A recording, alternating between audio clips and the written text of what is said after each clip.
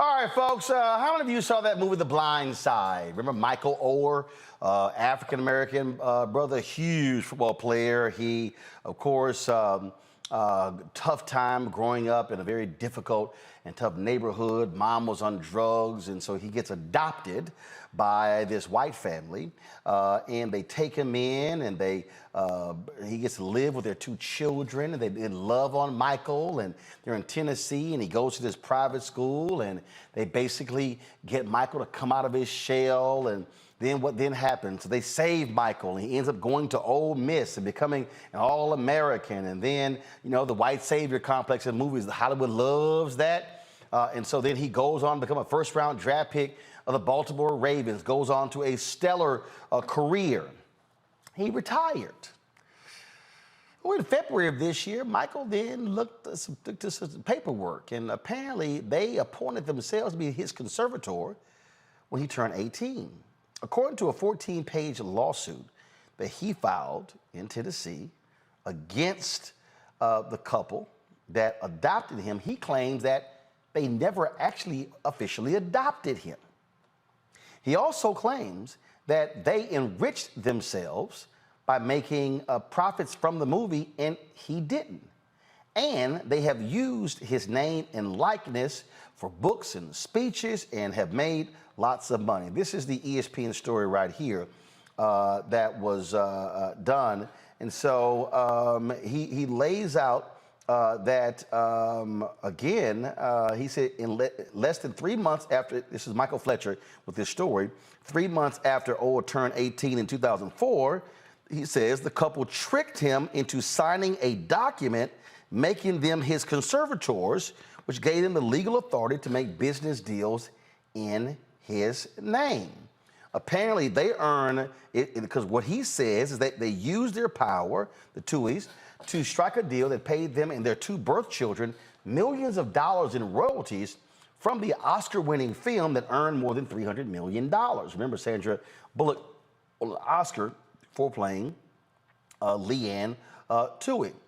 This is what the legal filing says. The lie of Michael's adoption is one upon which co-conservators Leigh Tuohy and Sean Tuohy have enriched themselves at the expense of their ward, the undersigned Michael Oher. Michael Oher discovered this lie to his chagrin and embarrassment in February of 2023 when he learned that the conservatorship to which he consented on the basis that doing so would make him a member of the Tuohy family, in fact, provided him no familial relationship with the Tuohys. Now, they had no comment on the lawsuit. Their attorney said they're going to make a comment in the following weeks. Now, Sean Tuohy told the Daily Memphian that he was stunned by Oher's allegations and said the Tuohys didn't make any money off the movie, only a share of proceeds from Michael Lewis's book, which was the foundation for the film. We're devastated, Sean Tuohy told the outlet. It is upsetting to think we would make money off any of our children. But we're going to love Michael at 37 just like we loved him at 16. You know, Julian, previously Michael Oher complained about how he was presented in the movie. He said that he was made to appear to be dumb, clueless, some big bear-like child, when he said that simply was not the case. What do you make of this lawsuit? Well, it's entirely appropriate, I think, for him to sue. He basically, there was an indelible impression left of him that he was this dumb, untamed black boy that they basically dragged into civilization. Sound familiar? That they basically protected as if he were stupid, as if he hadn't have any protections of his own. Certainly they were helpful to him, but for them to have faked this conservatorship and to basically have exploited him, I mean, if he's correct, that they claim that he isn't, but if he's correct, they exploited him. But that is the nature of the black experience in white America, is exploitation. So I'm glad that he found this information out.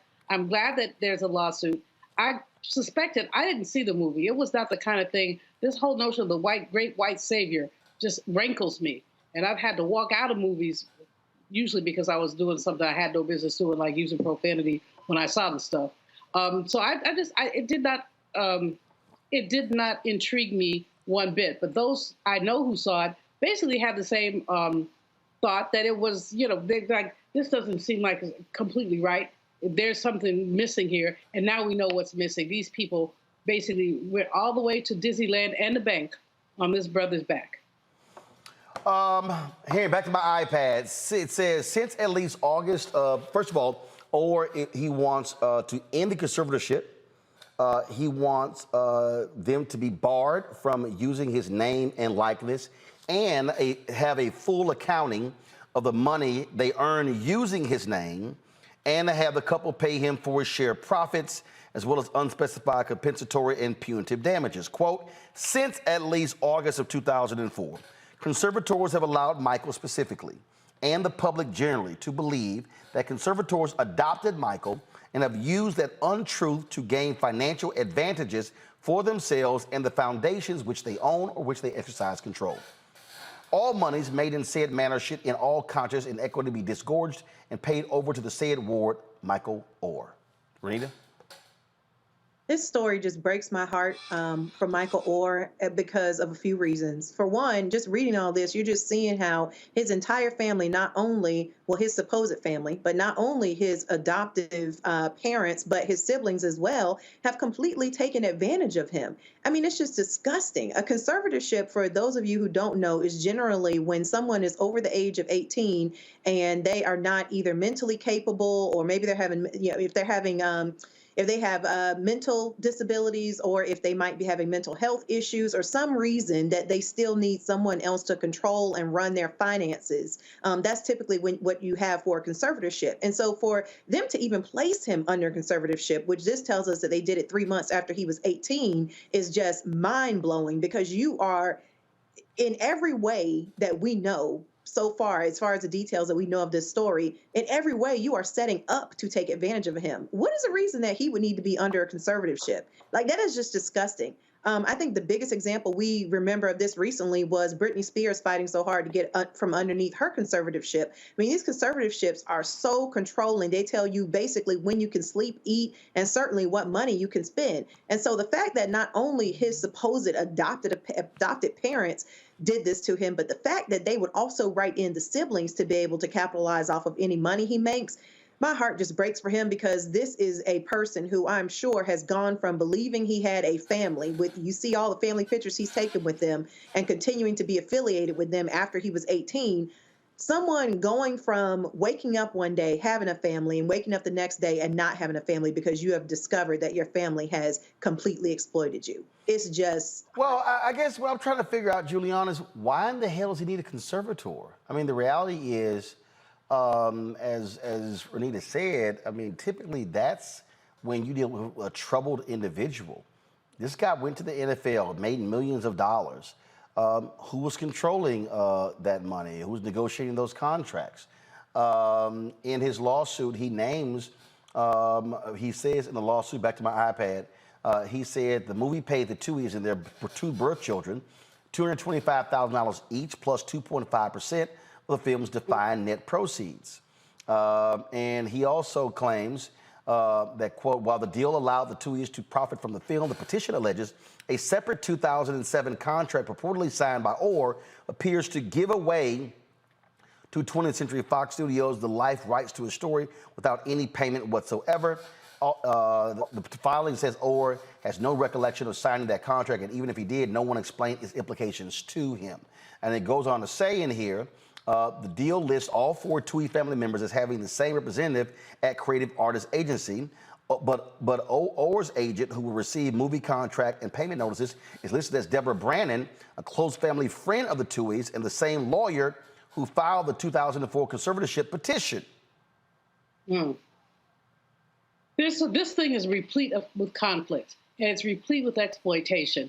And these people need to be ashamed of themselves, and then they're just still running this violent story about their love for this young man. The fact is, as Renita said, as you said, at 18 years old, he did not need a conservator. He probably needed an advisor or something who was unbiased and had his best interests at heart. But a conservator, the Britney Spears example is a great one.